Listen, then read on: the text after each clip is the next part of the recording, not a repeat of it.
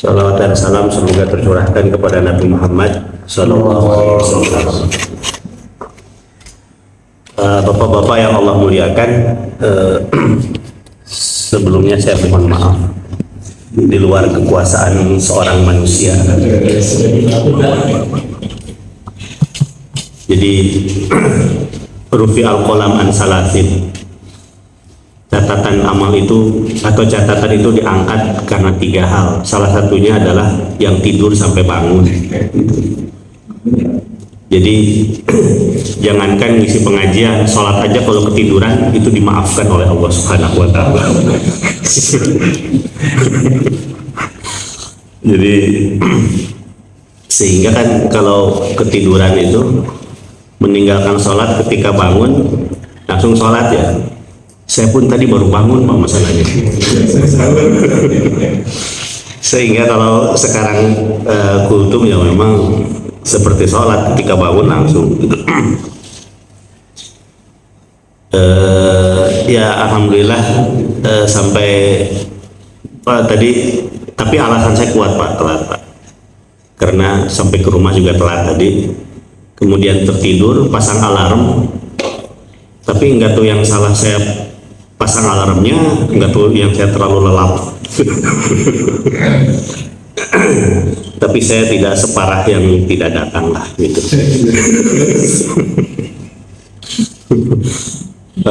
Bapak-bapak yang Allah muliakan, ini sudah malam kesekian malamnya di akhir-akhir Ramadan, di 10 hari terakhir, dan Rasul mengatakan innamal a'mal bil khawatim, amalan itu bergantung pada ujungnya.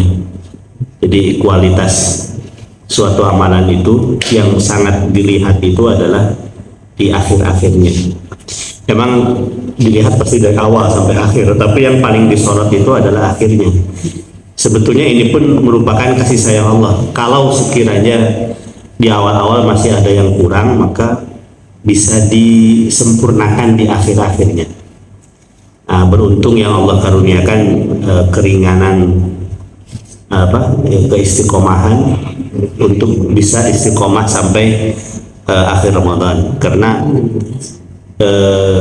di tengah banyaknya orang yang tetap istiqomah, tidak sedikit juga yang di akhir Ramadan itu merosot semangat beribadahnya. Nah, ini yang kita berlindung dari hal tersebut, dan kita mensyukuri Allah masih meringankan langkah kita untuk hadir di masjid-masjid Allah. Karena biasanya di 10 hari terakhir yang memakmurkan masjid biasanya tim inti, artinya hanya sedikit orang. Kita Allah pilih untuk tetap memakmurkan masjid, untuk tetap dekat dengan Al-Quran di 10 hari terakhir. Mudah-mudahan ini di antara tanda kita ikhtiar untuk istiqomah sampai akhir Ramadan. Ya tentunya kita berharap mudah-mudahan amal ibadah kita diterima oleh Allah Subhanahu wa Ta'ala. Kita mungkin akan membahas satu hal, sebetulnya sudah tersampaikan ya ketika ceramah tarawih, nasihat dari seorang tabi'in besar namanya Al-Imam Hasan Al-Basri. Hasan Al-Basri itu ulama abad ke tahun 100 sekian, berarti abad kedua ya. Beliau tabi'in besar, ketemu dengan sahabat Nabi, tapi otomatis tidak ketemu dengan Rasulullah. Karena definisi tabi'in itu adalah orang-orang yang ketemu dengan para sahabat Nabi dalam kondisi beriman dan meninggal dalam kondisi beriman. Beda dengan sahabat. Kalau sahabat itu orang yang ketemu dengan Nabi. Jadi ini tuh generasi kedua ya setelah Nabi. Nabi generasi pertamanya itu adalah sahabat, generasi keduanya itu adalah tabi'in. Tabi'in itu ada tabi'in besar, ada tabi'in kecil. Ini bukan berarti badannya besar, badannya kecil, bukan. Maksudnya senior, ada junior. Nah, yang senior itu berarti yang memang ketemu dengan para sahabat-sahabat senior. Tabi'in yang ketemu dengan sahabat-sahabat Nabi yang senior. Nah, tapi kalau tabi'in junior itu adalah para tabiin yang ketemu hanya dengan para sahabat Nabi yang junior.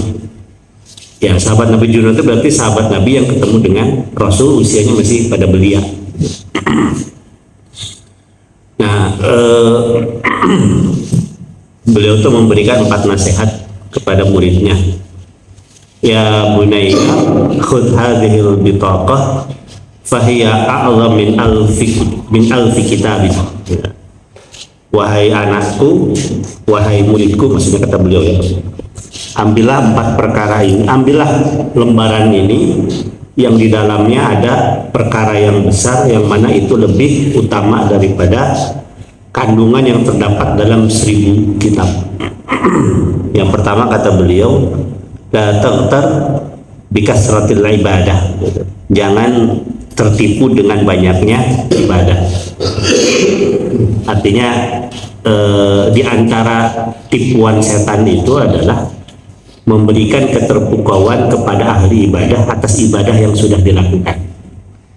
Jadi rajin ke masjid, rajin sholat, rajin ngaji, sehingga terlena merasa dirinya aman dari godaan, padahal belum tentu selamat.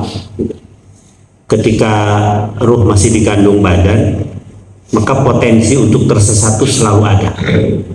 Makanya kenapa Nabi itu kan selalu meminta, Allahumma inna nas'aluka husnul khatimah. Ya Allah, aku meminta kepadamu husnul khatimah. Karena tidak ada jaminan aman sampai ruh dicabut oleh Allah. Ketika ruh sudah dicabut, baru itu titik di mana kita mengetahui apakah kita tersesat ataukah tidak. Di samping lain juga, walaupun kita banyak ibadah, kita kan tidak tahu ya, apakah ibadah kita, apakah di akhirat itu kita selamat atau tidak. Apakah amal ibadah kita itu diterima atau tidak, kita tuh masih harapan.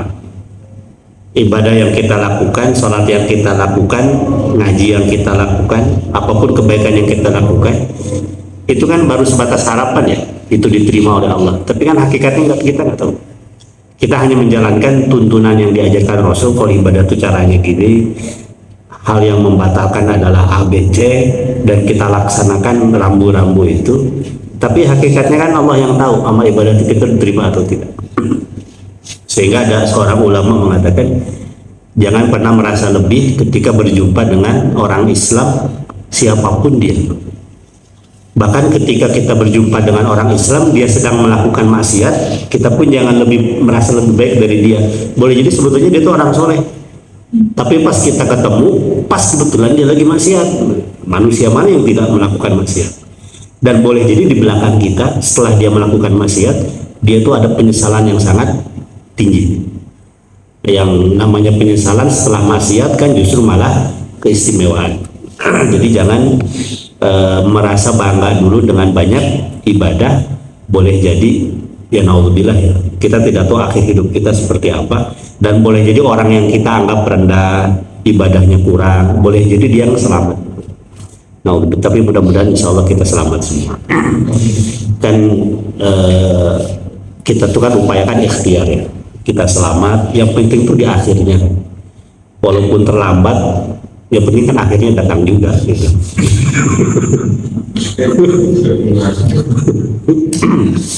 Kemudian yang kedua kata beliau, la taghtar bikasratil ilmi, jangan tertipu dengan banyaknya ilmu apapun itu, selama itu ilmu Allah. Jangan kita merasa lebih dari yang lain dengan ilmu yang kita miliki, karena ada orang yang begitu alim pun tapi ujungnya malah tersesat, dan Allah abadikan kesesatannya dalam Al-Quran, yaitu sosok Bal'am bin Ba'urah. Jadi ulama, ada yang mengatakan ini ulama yang hidup pada masa Nabi Isa alaihissalam. Allah abadikan di dalam Quran surat Al-A'raf, kota salah, watlu alaihim naba'al ladzi atainahu ayatina fansalakha minha fa'atba'ahu syaitanu fakana minal ghawin. Bacakanlah Muhammad kepada umatmu berita tentang orang yang telah kami berikan kepada dia kitab suci, yaitu Injil, fansalakha minha, tapi kemudian dia lepas dari Injil tersebut. Ini maksudnya Injil yang masih asli ya. fakana minal ghawin. Fa'atba'ahu syaitan fakana minal ghawin. Setelah dia lepas dari kitab suci tersebut, dia kemudian mengikuti jalan setan, kemudian dia termasuk orang yang sesat.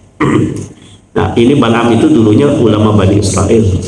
Dia seorang alim, seorang ahli ibadah, banyak menyampaikan ilmu, tapi kemudian dia karena terpukau dengan ilmu yang dimiliki, dia merasa aman. Tapi justru malah disitulah setan yang bermain. Fansalakha minha. Setahap demi setahap dia meninggalkan apa yang Allah berikan kepada dia, yaitu kitab suci. Setelah melepaskan, fa'atba'ahu syaitan fakana minal ghawin. Ujungnya semakin sesat, akhirnya ikut setan, kemudian dia tersesat. Itu sering kita bahas ya. Itu Allah menggunakan kata insilah, fansalakha minha. Insilah itu artinya lepas. Tapi lepas itu bertahap, tidak langsung. Kalau diibaratkan itu seperti perubahan dari siang ke malam. Kan dari siang ke malam, dari terangnya siang ke gelapnya malam itu kan tidak langsung ya, itu bertahap. Ada sore dulu, ada merah dulu, baru gelap. Itu insilah. Tapi kalau lampu dari terang ke gelap itu kan tinggal pijit, langsung gelap itu lampu. Nah, ini ada ulama yang menjelaskan, ini menunjukkan orang itu sesat tidak mungkin langsung, pasti bertahap. Seperti kalau kita lihat ada orang yang murtad, tidak mungkin langsung. Sekarang tahajud, ahli ibadah, besok pindah agama, juga mungkin. Pasti ada bumbu-bumbu maksiat sebelumnya yang diremehkan. Itu tentang orang kalau sampai murtad. Seperti Balaam, mengikuti agama Nabi Isa, tapi ujungnya murtad. Itu Allah menggunakan kata insilah, karena diawali dengan meremehkan dosa-dosa yang kecil, ujungnya meremehkan dosa besar, ujungnya menjadi murtad. Jadi tidak ada jaminan orang yang orang yang banyak ilmu pun, ulama pun ada yang selamat. Di Saudi ada ulama besar murtad, ada di Saudi. Di Mesir juga ada Nasr Hamid Abu Zaid, itu ulama besar, ujungnya divonis oleh pengadilan Mesir, vonis murtad. Itu padahal mereka tahu Al-Quran, paham hadis Nabi, paham usul ilmu-ilmu agama yang sebetulnya itu jadi jalan keselamatan, ternyata bisa menjadi jalan bisa sesat juga. Itu jadi la taghtar bi kasratil ilmi. Yang ketiga, la taghtar bi ru'yatis salihin. Jangan kalian terpukau dengan pandanganmu terhadap orang-orang yang saleh. Maksudnya begini, ketika kita punya orang soleh, jangan merasa kita kemudian aman. Kan di antara nikmat itu kan kalau kita punya lingkungan yang soleh ya. Cuman masalahnya kita tuh bisa ngambil manfaat tidak dari orang-orang soleh ini. Hasan Basri kemudian menambahkan, karena banyak juga orang yang hidup sezaman dengan Rasul tapi tidak memanfaatkan kesolehan Rasul, malah tetap dalam kekufurannya. Kan ada firman Allah ya, pertemanan di dunia ini itu akan saling bermusuhan nanti di akhirat, kecuali pertemanan yang dinaskan pada keimanan. Keimanan itu artinya saling memberikan manfaat dan saling mengambil manfaat dalam artian positif ya. Tidak seperti orang-orang kafir pada zaman Rasul, hidup dengan Rasul, sejaman dengan Rasul, tapi tidak mengambil manfaat dari kesolehan Rasul. Artinya tidak terpengaruh oleh kesolehan Rasul. Makanya alhamdulillah kita bisa hidup dalam sebuah komunitas yang baik. Satu, kalau melihat Pak Edi itu soleh bisa gitu. Satu, makanya berusaha kecipratan kesolehan beliau. Nah, setidaknya secara tampak soleh lah. Walaupun hakikatnya betul soleh. Kalau melihat Pak John itu hati itu teduh gitu. Nah itu manfaatnya orang saleh. Imam Syafi'i mengatakan, kalau engkau punya sahabat yang saleh, pegang erat, karena kalau sudah lepas susah carinya lagi. Dan nanti di akhirat dia yang akan mencari kita. Mana dulu fulan yang sholat sama-sama, itikaf sama-sama, ngabisin konsumsi sama-sama, ngopi bareng gitu. Itu pasti akan saling mencari gitu. Tiba-tiba nanti di akhirat ada Pak Ketua DKM lagi di pojok surga gitu. Menuju naon ngantosan pengawasan. Kan itu bukan hal yang mustahil ya, karena apa, kata Allah itu almaru ma'aman ahabba, seseorang itu nanti di akhirat akan bersama dengan dengan siapa dia bergaul ketika di dunia. Kalau bergaul dengan yang saleh di akhirat berarti akan bersama juga. Kalau kebalikannya, kalau gaulnya dengan yang tidak soleh, di akhirat boleh jadi bareng dengan dia. Artinya apa? Orang itu saling mempengaruhi. Al-arwahu junudun mujannadun, kata Rasul. Ruh itu akan berbarengan dengan ruh yang semisal dengannya. Orang soleh itu pasti pengennya gaul dengan orang soleh. Orang yang tidak baik itu tidak akan betah gaul dengan orang yang baik. Mudah-mudahan Allah catat kita termasuk orang-orang yang tidak baik. Yang terakhir saya lupa lagi apa ya, la taghtar bi kasratil ibadah bi kasratil ilmi biru ya tasalihin, la taghtar. Lupa saya satu lagi apa ya, sebentar.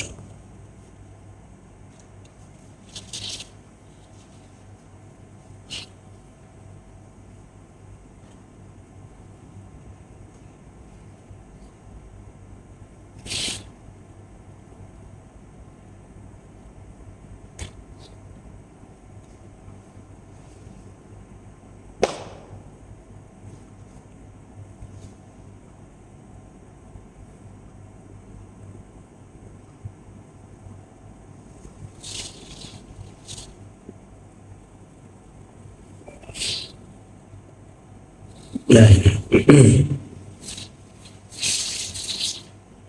kata beliau,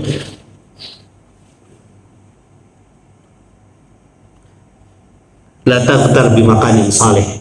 Jangan tertipu dengan tempat yang nyaman. Biasanya orang itu kalau sudah dapat tempat yang nyaman, rumah yang enak, apalagi istri yang gelis gitu, lupa mati gitu. Karena sudah nyaman di dunia. Tapi kita harus ingat itu tuh pasti akan ditinggalkan. Maka kata beliau menambahkan, sesungguhnya tidak ada tempat yang paling baik kecuali nanti di surga. Artinya sebelum kita masuk ke dalam surga, semua yang kita miliki itu tuh bukan tempat yang nyaman. Kalaupun dikatakan nyaman, ya nyaman sementara. Tempat yang paling nyaman itu adalah di surga, dan itu yang harus kita ikhtiarkan sampai ajal menjemput kita. Allah mengatakan, wa'bud rabbaka hatta ya'tiyakal yaqin, dan sembahlah Tuhanmu sampai kematian datang kepada kita, atau sampai keyakinan datang kepada kita. Nah, ini nasihat daripada siapa? Hasan Al-Basri kepada muridnya. Beliau tuh di samping ulama besar, tapi beliau juga sebagai penasehat ulum. Makanya di antara tabi'in yang banyak perkataannya diabadikan itu adalah Al-Imam Hasan Al-Basri. Wallahu a'lam bishawab. Mungkin sekian yang bisa saya sampaikan. Karena waktunya singkat, sebetulnya saya pengen ngisi sampai jam 5 gitu. Tapi saya tidak mungkin mengajak untuk meninggalkan sunnah Rasul, yaitu sahur. Tapi ada waktu sedikit lagi, mungkin sampai jam 3 ya. Sekarang jam berapa ya? 3 kurang 10 itu jam 4 itu teh. Ya, jam 3 kurang 10. Barangkali di antara bapak-bapak ada yang ingin menyampaikan sesuatu, mangga saat aja. Tidak ada? Kalau tidak ada, mungkin sekian dulu ya. Kita lanjut dengan ibadah masing-masing. Saya pun baru sholat 2 rakaat, belum tilawah. Insya Allah malam ini ngaji juz ke 32. Juz 32. Ya, mudah-mudahan akhir Ramadan semakin banyak baca Al-Quran. Kalau bisa khatam, syukur alhamdulillah. Kalau tidak, setidaknya sebanyak yang bisa kita lakukan. Setiap huruf itu akan menjadi pahala, apalagi kalau bertepatan dengan Lailatul Qadar. Mudah-mudahan Allah kurniakan Lailatul Qadar sepertinya malam ini, Pak. Karena kata Rasul kan tidak panas dan tidak dingin. Kalau wakanat sabihati yaumiha la syu'a 'alaiha paginya itu matahari tidak terik. Hawanya lebih enak sekarang apa kemarin malam? Tadi malam? Ada yang bilang tadi malam gitu kan. Ada yang bilang tadi malam, berarti kemungkinan ini i'tikaf kan. Kok yang bilang kemarin mau panas, berarti kemarin i'tikaf. Nah, walaupun Rasul memberikan ciri, tapi kita tidak diperintahkan untuk memperhatikan itu. Yang Rasul perintahkan itu adalah ibadah semaksimal mungkin. Dan kalau orang yang mendapatkan malam qadar itu tidak ada ciri secara fisik ya. Jangan Pak Edi sekarang nggak tidur, nanti sahur, setelah sahur salat subuh, pulang tidur, bangun tidur ngegebek, wah Lailatul Qadar ya. Kita meriang Pak, kita meriang karena kurang tidur, gitu kan. Jadi jangan terlalu GR dulu. Kapan kita bisa tahu mendapatkan malam qadar? Nanti kalau kita sudah meninggal. Jadi kalau pengen cepat tahu dapat malam qadar harus cepat meninggal. Ya, tapi insya Allah kalau dari segi apa ya, dari segi semangat ibadah, siapa yang dapat itu insya Allah ada cirinya. Semakin dekat dengan Allah, semakin menjauh dari maksiat. Wallahu a'lam bishawab. Baik bapak-bapak yang Allah muliakan, itu yang bisa saya sampaikan. Mohon maaf segala kekurangan dan terutama keterlambatan. Dan terima kasih sudah dibangunkan oleh Pak Ahmad, walaupun saya baru buka WA-nya. Assalamualaikum warahmatullahi wabarakatuh.